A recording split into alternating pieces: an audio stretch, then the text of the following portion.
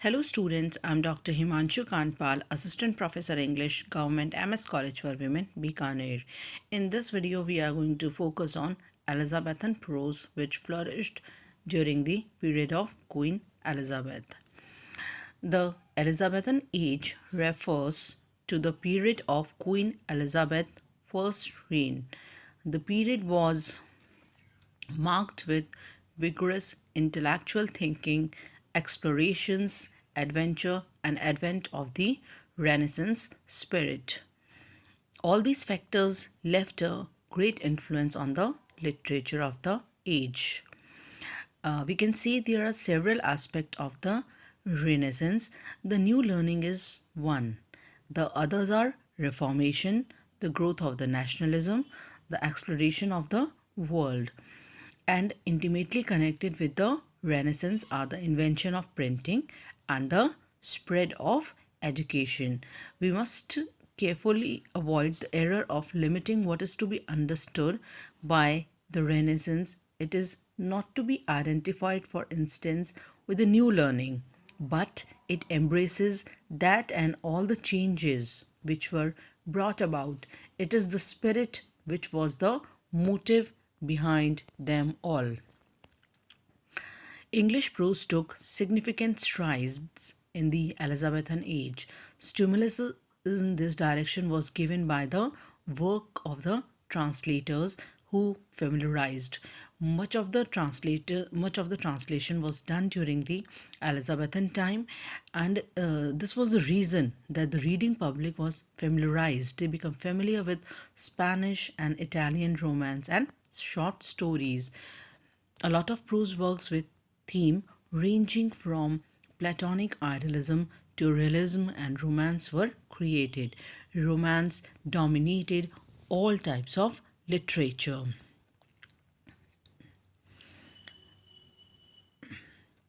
The romantic quest in literature is for the remote, the wonderful, and the beautiful.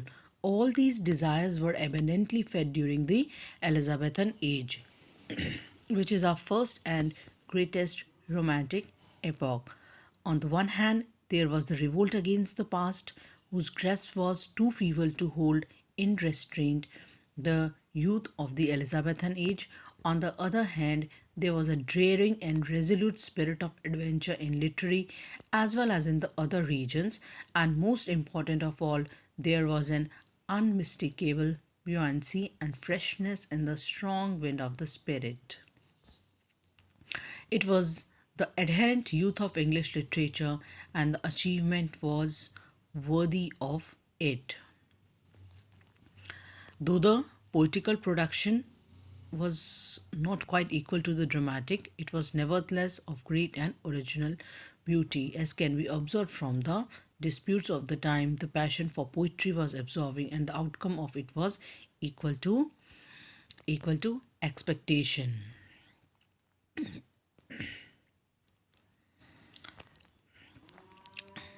So we know that this age was probably dominated by poets and dramatists, and Shakespeare is considered as one of the greatest dramatists of the age, because we can say that Shakespearean stage is the stage of the highest development during Elizabethan times. The result is fullness, freshness, and grandeur of style unequaled in any other period of English literature. Yet here we are talking about the prose writers of the age. The most important prose romance of this period is John Lyly's Euphues and the Anatomy of Wit. He repeated the success in Euphues and his England. Then came Sir Philip Sidney's Arcadia. Is also a it is also a pastoral romance. Arcadia is famous for its refined and ornate style as well as detailed pen portraits. In the Elizabethan age, there was a flood of short prose pieces on religion, politics, and literature. We can see the short prose pieces on the topics such as religion, politics, and literature. They can be found in abundance.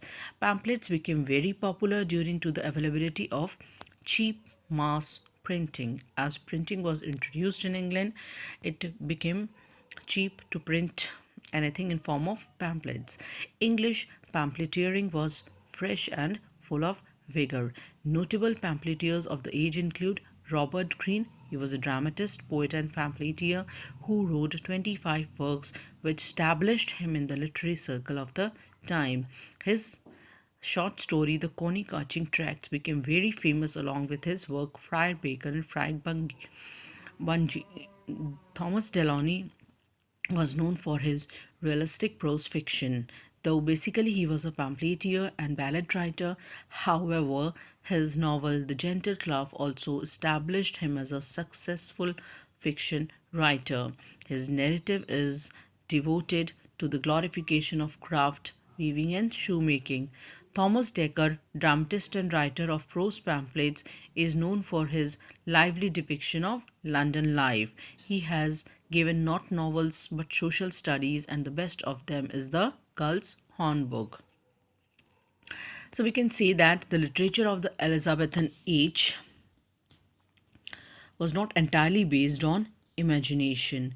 Due to Renaissance and the other social, political, and religious causes, literary works were also based on intellectual and artistic themes. Francis Bacon, the first prose writers of the times, made a valuable contribution to the development of the English prose. Bacon published the first edition of his essays in 1597. Terseness of expression and epigrammatical brevity are the most striking quality of Bacon's style. Bacon's essays are brief and full of condensed, weighty, antithetical sentences which have the qualities of proverbial expressions and are notable for their precision and clarity of phrasing. Many writers focused on writing historical chronicles. Chief among them were Walter Raleigh, History of the World; Francis Bacon, History of the Reign of Henry VI; Fox, Acts and Monuments on Books or Martyrs; and Raphael Holinshed's Chronicles of England, Scotland, and Ireland. At a time when the spirit of adventures was strong, the literature of travel also naturally flourished. It also became popular during this time. Richard Hakluyt's principal navigations, voyages, and traffics and discoveries of English nations is the best example of this genre. In this field of theology, a great deal of important work was done. Richard Hooker of the Laws of Ecclesiastical Polity is a sober, dignified, and closely reasoned defense of the Church of England. His books remains a standard work of theology and is at the same time a classic of English prose. Development of literary criticism in the Elizabethan age shows that people were beginning to be interested in the forms and principles of literature as in art. In the age of Elizabeth, the critic turns to the classic for their guides and morals. They were chiefly concerned with three topics. Firstly, the status and value of poetry was taken into consideration. Gasson attacked an immoral attacked poetry as immoral in his puritanical The School of Abuse, and Sidney replied in his famous Apology for Poetry. Second, the critics laid stress on the importance of classical models. Finally, there was a controversy over the merits and demerits of rhyme.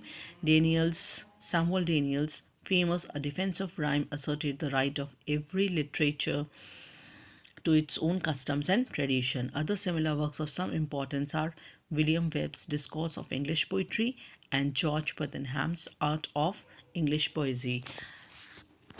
Thus, we can say that Elizabethan age was a period of great literary activity and prolific writing. English prose of the times became the popular medium of amusement and instructions. Unlike that of poetry, the style of prose enjoys of steady development, continued from the previous age and maintained through the Elizabethan age. Euphuism, which appeared early in epoch, was a kind of literary works incidental to early growth, and it quickly passed away, leaving the general body of English prose healthier than before. There is an increase in the raw material of prose in the shape of many foreign words that are imported. There is a growing expertness in sentence and paragraph construction and in more delicate graces of style such as rhythm and melody. The prose of Hooker and Bacon represents the further development of the time. Prose style has yet a great deal to learn, but during Elizabethan age it was learning fast.